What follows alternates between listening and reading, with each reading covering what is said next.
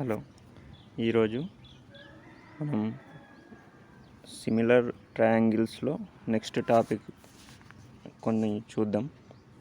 అయితే సిమిలారిటీ అంటే సరూపత గురించి కొన్ని ఎగ్జాంపుల్స్ ఈరోజు చూద్దాం.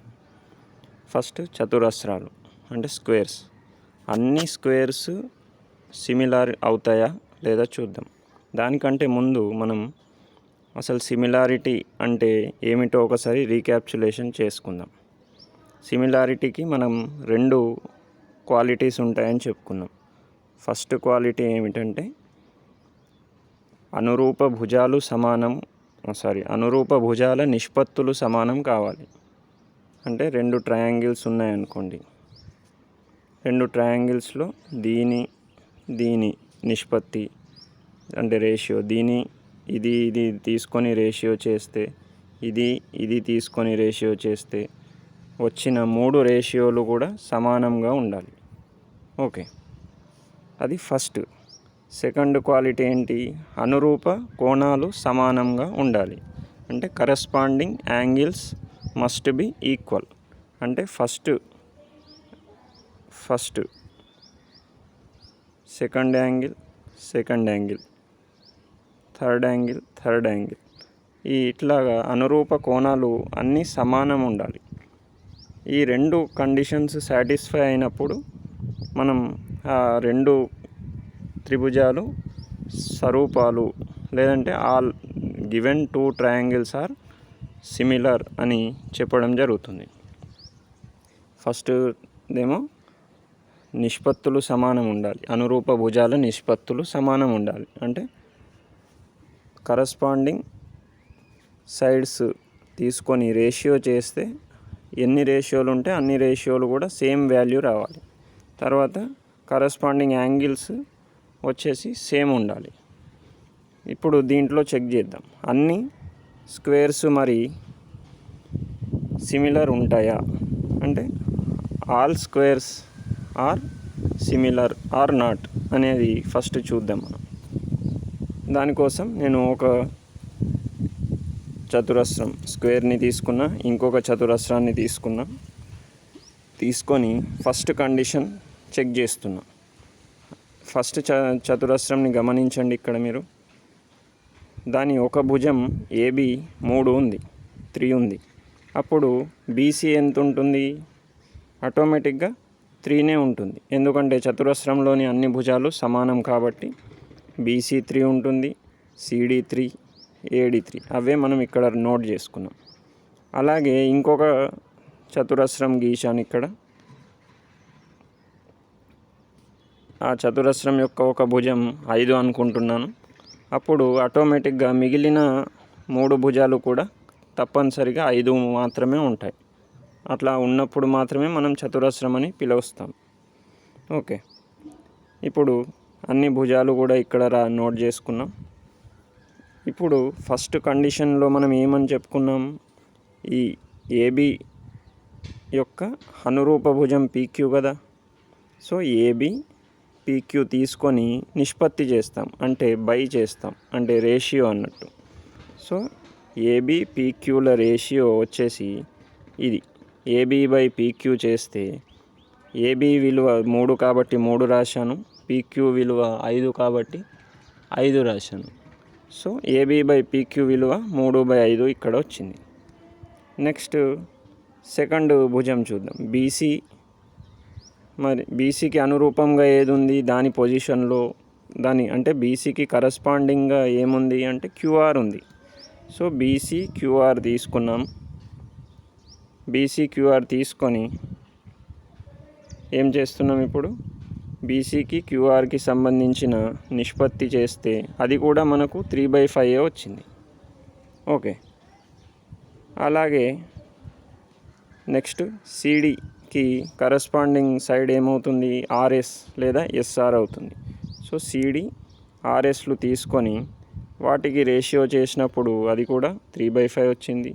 డిఏఎస్పి తీసుకొని చేస్తే కూడా 3/5 అనే వచ్చింది. సో ఫస్ట్ కండిషన్ అనేది సాటిస్ఫై అయింది అని తెలుస్తుంది. ఓకే, సో ఫస్ట్ కండిషన్ తర్వాత ఏముంది? ఫస్ట్ కండిషన్ ఓకే అయిపోయింది. ఇప్పుడు సెకండ్ కండిషన్ ఏమని చెప్పుకున్నాం, అన్ని కోణాలు అంటే అనురూప కోణాలు, అది కూడా corresponding angles must be equal. So ఏకి కరస్పాండింగ్ యాంగిల్ ఏమవుతుంది, యాంగిల్ పి అవుతుంది. సో ఏ ఎంత ఉంటుంది, చతురస్రం అన్నప్పుడు కంపల్సరీ 90 ఉండాలి, ఉంటుంది కూడా. క్యాపిటల్ పి కూడా చతురస్రం కాబట్టి, స్క్వేర్ కాబట్టి 90 degrees ఉంటుంది. So A P corresponding angles equal అయినాయా లేవా? అట్లాగే బీకి కరస్పాండింగ్ యాంగిల్ ఏమవుతుంది, యాంగిల్ క్యూ అవుతుంది. మరి అవి ఈక్వల్ ఉన్నాయా చూద్దాం ఒకసారి. యాంగిల్ బి ఎంత ఉంటుంది, స్క్వేర్ కాబట్టి కంపల్సరీ 90 ఉంటుంది. ఓకే, రాశాం ఇక్కడ. నెక్స్ట్ క్యూ కూడా స్క్వేర్ కాబట్టి 90 ఉంటుంది. So B and Q corresponding angles are equal. B Q అనే రెండు అనురూప కోణాలు సమానంగా ఉన్నాయి. నెక్స్ట్ సి దగ్గర పోదాం. సికి అనురూప కోణం ఏమవుతుంది, యాంగిల్ ఆర్ అవుతుంది. సో సి ఆర్ అనురూప కోణాలు అవి కూడా 90 degrees ఉంటాయి. కాబట్టి అనురూప కోణాలు సమానం అయినాయి, 3 అయినాయి. మిగిలింది 4వది డి. డికి అనురూప కోణం ఏమవుతుంది, డికి అనురూప కోణం ఎస్ అవుతుంది. ఓకే, సో డి అండ్ ఎస్లు కూడా 90 degrees ఉన్నాయి. సో అన్ని అనురూప కోణాలు కూడా ఈక్వల్గా ఉన్నాయి. కాబట్టి ఏమైంది, ఇప్పుడు మనకు సెకండ్ కండిషన్ కూడా సాటిస్ఫై అయింది. సో అన్ని అనురూప భుజాలు సమానంగా ఉన్నాయి, నిష్పత్తులు అనురూప కోణాలు సమానంగా ఉన్నాయి. So first condition second condition satisfy అయినాయి కాబట్టి మనం సిమిలర్ అని రాశాం. ఏమని రాశాం, చతురస్రం ABCD is similar to square PQRS అని రాస్తాం. ఇది స్క్వేర్స్ అంటే ఇక్కడ చతురస్రాలు మనం నచ్చిన 2 తీసుకున్నాం. వాడు కంపల్సరీ చెప్పలేడు ఇంతే తీసుకోమని.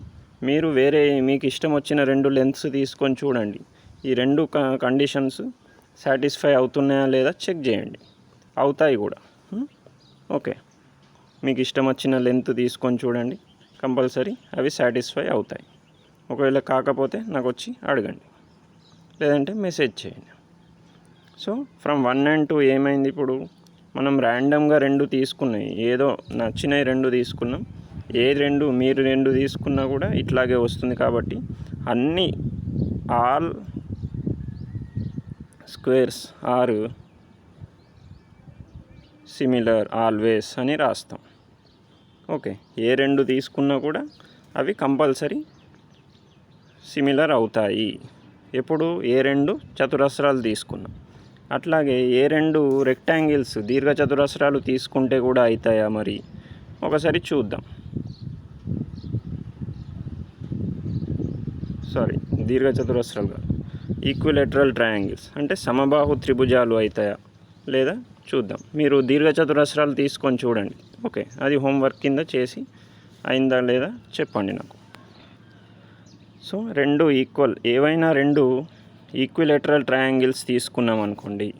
సెంటెన్స్ ఏమి ఇచ్చాడు మీకు బుక్లో, all equilateral triangles are similar, yes or no అని రాయమన్నాడు.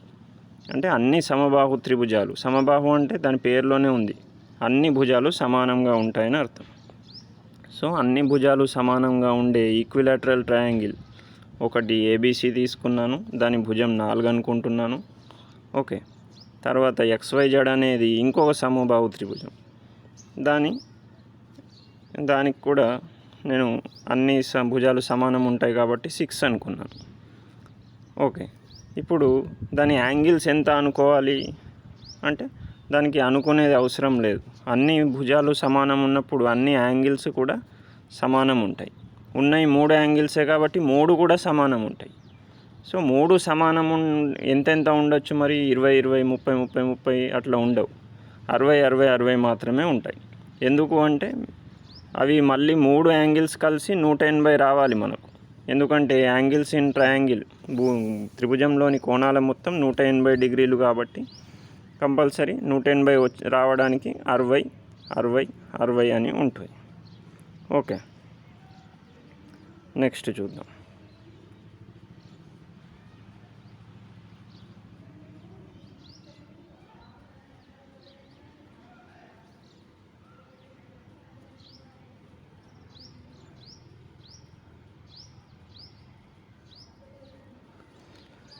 సో ఇప్పుడు ఏబిసి ట్రయాంగిల్లో ఫస్ట్ నేను ఏబి భుజం తీసుకుంటున్నాను. ఏబి భుజం 4 ఉంది.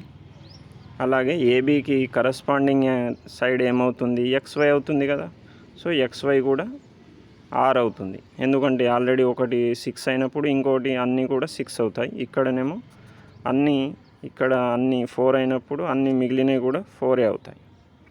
సో ఇప్పుడు ఏమైంది, ఏబి 6, XY 6 ఉంది. కాబట్టి అనురూప భుజాలు నిష్పత్తులు సమానం ఉన్నాయి. అనురూప భుజాల నిష్పత్తి చేద్దాం. ఇప్పుడు నిష్పత్తి అంటే బై చేయడం, ఇందాక చెప్పుకున్నాం. ఏబి అండ్ XYని బై చేస్తే మనకు రేషియో ఏమొచ్చింది, 4/6 వచ్చింది. మళ్ళీ దాన్ని క్యాన్సలేషన్ చేస్తే ఫర్దర్గా 2 2s 4, 2 3s 6 అని 2/3 అని వస్తుంది. ఓకే, ఇది వాల్యూ.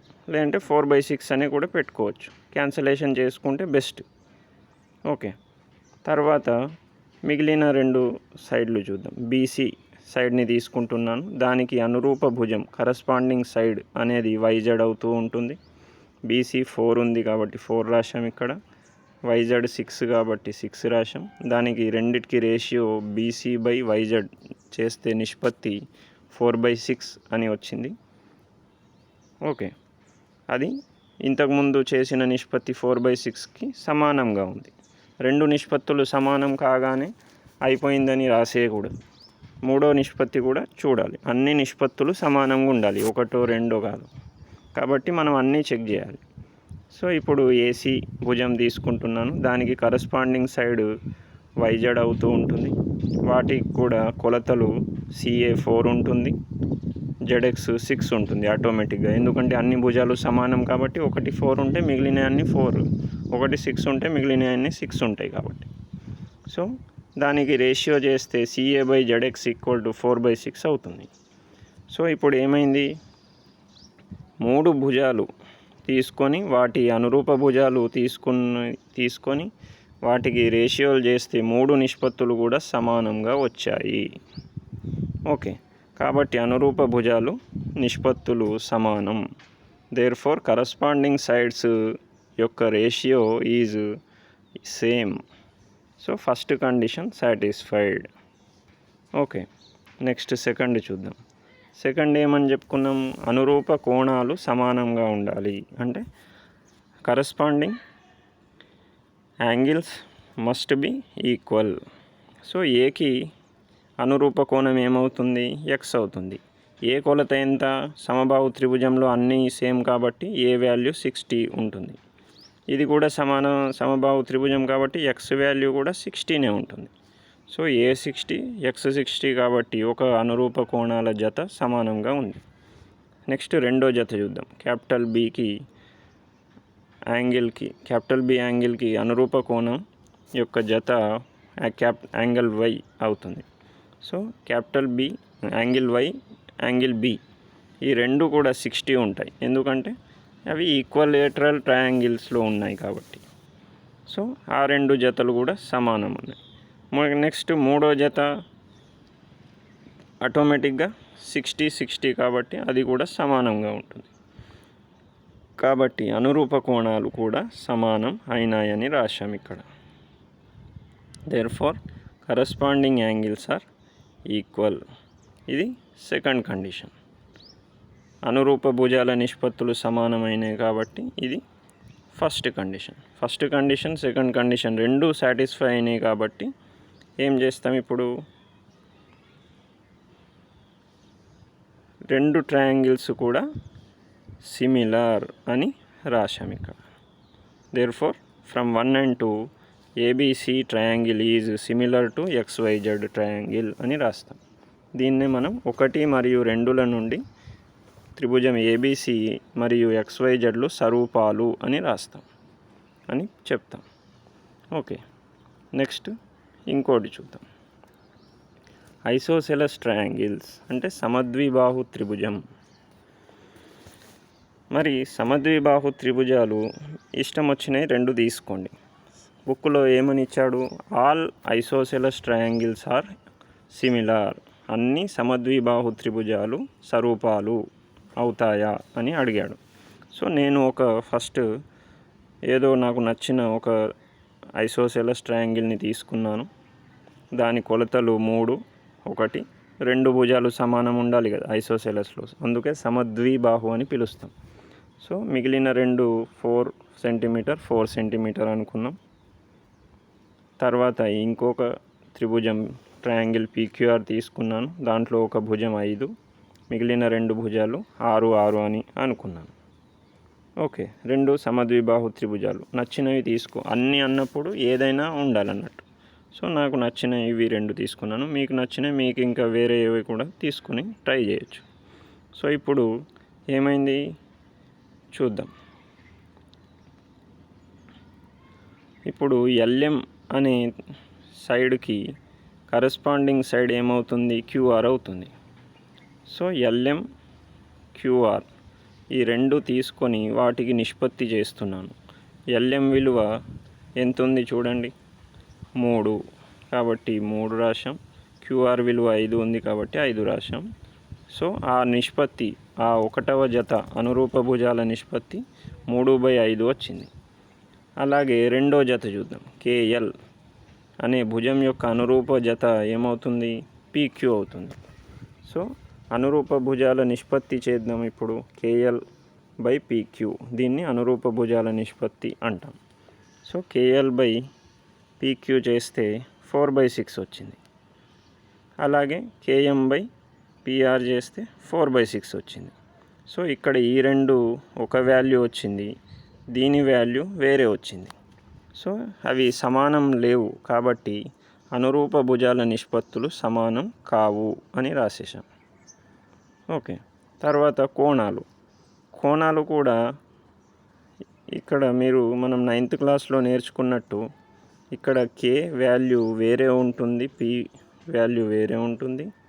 అంటే ఏదైనా ఒక త్రిభుజంలో, సమద్విబాహు త్రిభుజంలో ఈ యాంగిల్ వేరే ఉంటుంది. సమాన భుజాలకు ఎదురుగా ఉన్న ఇది అంటే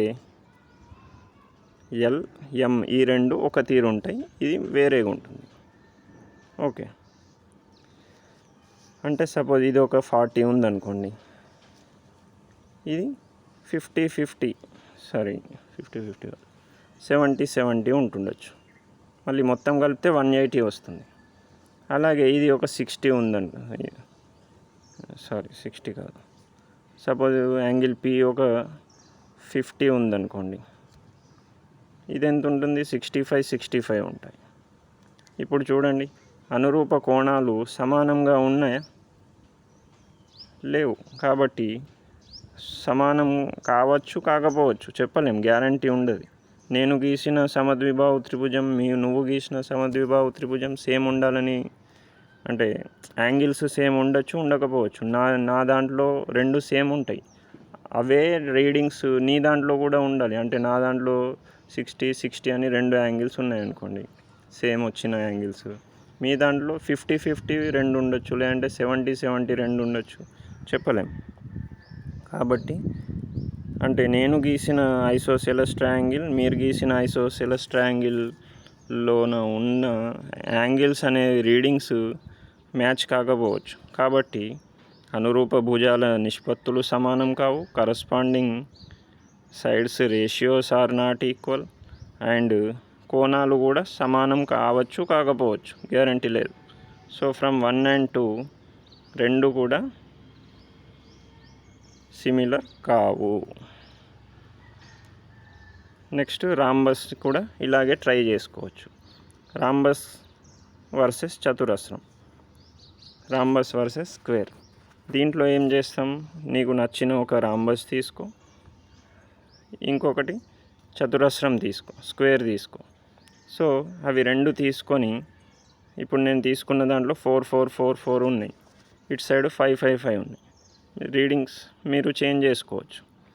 తర్వాత యాంగిల్స్ చతురస్రంలో కంపల్సరీ ఇవి 90 90 90 90 ఉంటాయి. రాంబస్లో మాత్రం ఇవి 2 ఒక తీరు ఉంటాయి, ఇవి 2 యాంగిల్స్ వేరే తీరు ఉంటాయి. కాబట్టి 90కి ఈక్వల్ కాకపోవచ్చు. సో సెకండ్ కండిషన్ సాటిస్ఫై కాదని మనకు ఆటోమేటిక్గా తెలిసిపోతుంది, ఎందుకంటే ఇక్కడ PQRSలో అన్నీ 90s ఉంటాయి. ఏడీబీసీలో 90 ఉండవు 90 కాక వేరే ఉంటాయి. సో సెకండ్ ఫెయిల్ అయిపోతుంది సెకండ్ కండిషన్. ఫస్ట్ కండిషన్ ఏమవుతుంది, కరస్పాండింగ్ రేషియోస్ చూద్దాం. అవి కంపల్సరీ సేమ్ ఉంటాయి. AB/PQ కానీ BC/QR అన్నీ సేమ్ వచ్చాయి. కానీ యాంగిల్స్ విషయంలో ఫెయిల్ అయిపోయింది కాబట్టి ఇది నాట్ సిమిలర్ అని రాసేస్తాం. ఓకే, ఇంకా మీరు సేమ్ ఇవే ఫిగర్లకు మీకు నచ్చిన ఎగ్జాంపుల్స్ తీసుకొని ట్రై చేసి నాకు ఫోటో పెట్టండి. Okay, bye.